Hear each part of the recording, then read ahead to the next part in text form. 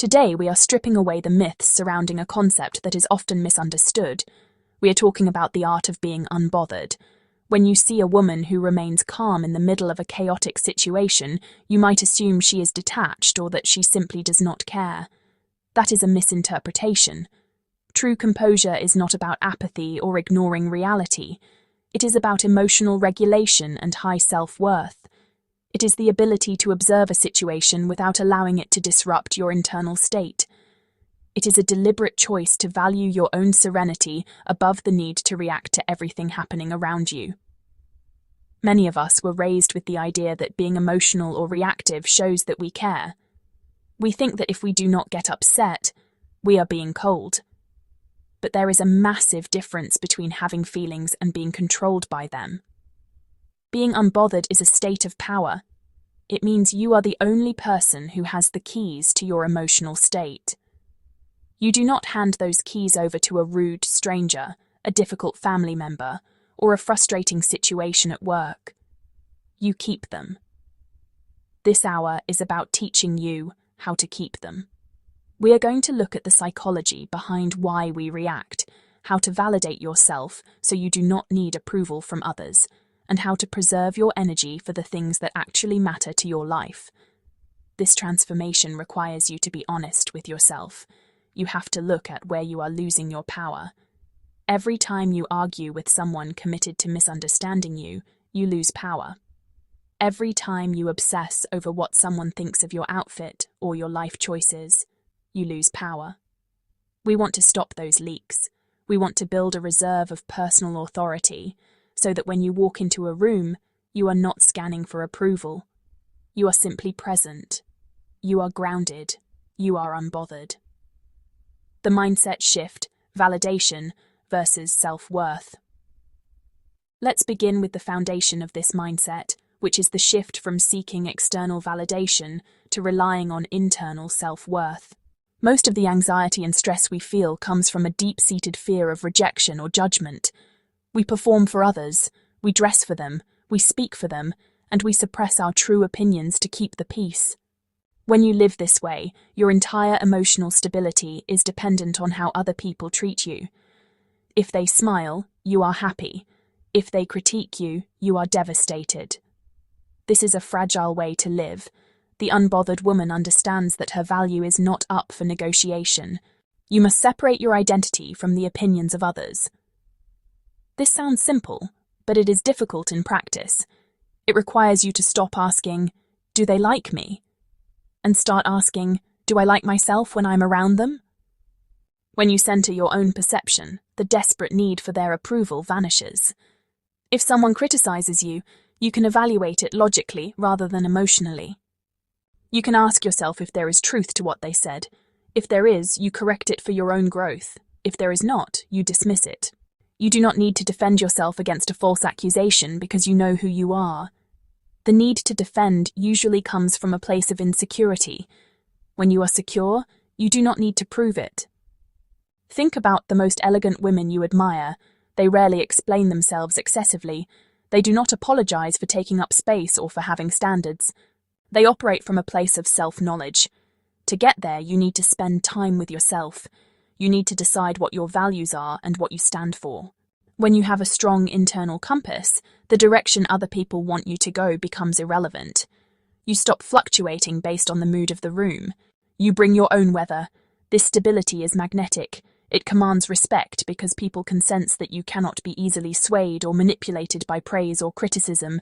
You are solid. Emotional intelligence, processing triggers. Now we need to discuss the mechanics of this.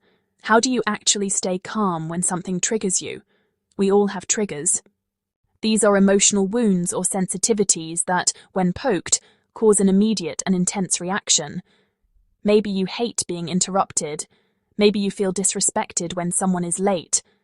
When these things happen, your body reacts before your brain does. Your heart rate goes up, your face gets hot, and you feel an urge to snap back or shut down. Being unbothered does not mean you don't feel that initial spike of annoyance. It means you know how to handle it so it doesn't control your behavior. The secret is the pause. Between the event, someone making a rude comment and your reaction, there is a small window of time.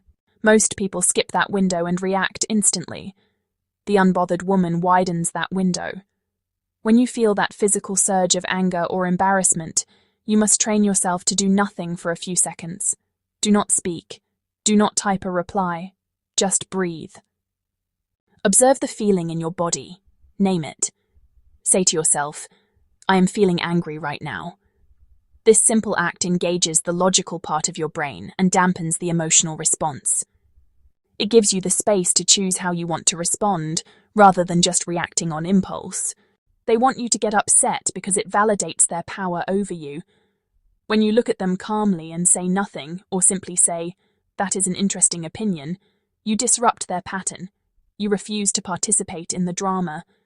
This is not about suppressing your emotions. You can process the anger later, in private, by journaling or exercising.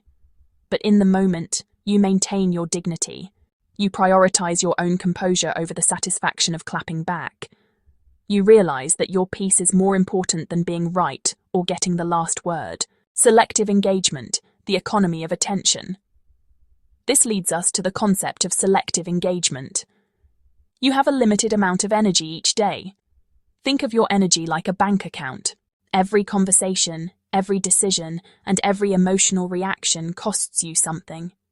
If you spend your energy arguing with strangers on the internet, trying to fix a friend who does not want to change, or worrying about gossip, you are bankrupting yourself. You will have nothing left for your creativity, your business, your family, or your own well-being. The unbothered woman is extremely stingy with her attention. She treats her attention like a precious resource because it is one. You must become ruthless about what deserves your engagement. Ask yourself, does this situation actually require my input? Will my reaction change the outcome? Usually the answer is no. If someone is committed to misunderstanding you, explaining yourself is a waste of energy. Let them be wrong. If a situation is chaotic and does not involve you directly, step back. You do not need to have an opinion on everything. You do not need to attend every argument you are invited to. There is a profound elegance in simply observing. You can watch the chaos unfold without stepping into it. This also applies to the people you allow into your inner circle. You cannot maintain a serene, unbothered life if you surround yourself with chaotic, dramatic people. You have to curate your environment.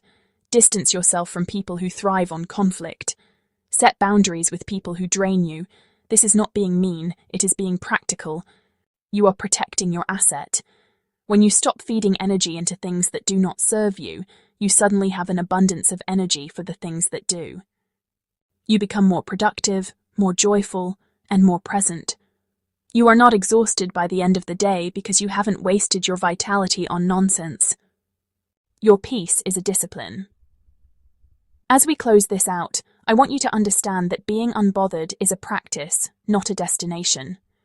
You will not get this right 100% of the time. There will be days when you are tired or hormonal, and you will snap. You will react. That is human. Forgive yourself and get back on track.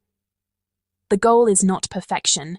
The goal is to increase the amount of time you spend in a state of personal power. The goal is to make serenity your default setting. Remember that this shift changes how the world sees you, but more importantly, it changes how you experience the world. Life becomes lighter. Problems that used to ruin your week now only ruin your hour, or maybe just 5 minutes. You move through the world with a sense of ease because you know that no matter what happens externally, your internal world is secure. You are safe with yourself. Take a look at your life this week. Identify one area where you are giving away too much power. Maybe it is a coworker who annoys you, or a relationship where you feel insecure. Decide right now that you are going to reclaim that energy. Decide that you are going to widen the gap between the trigger and the reaction. You are going to choose silence over noise.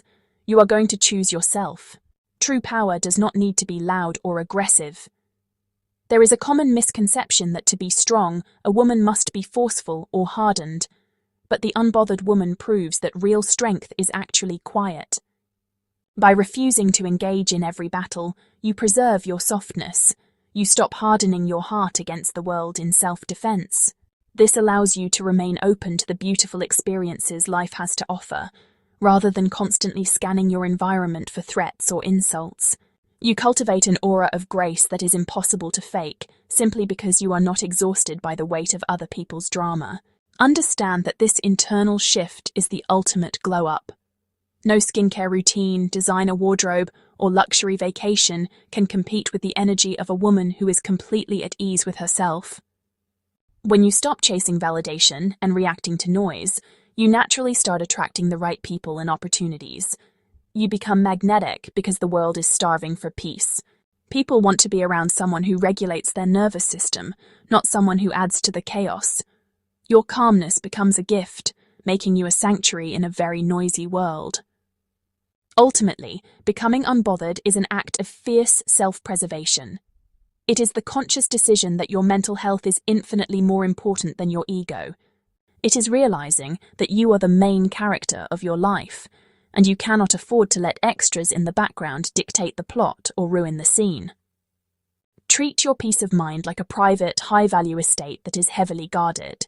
Do not let just anyone walk in with dirty shoes and disturb the order. You deserve a life that feels good on the inside, not just one that looks composed on the outside. So, take a look at your life this week.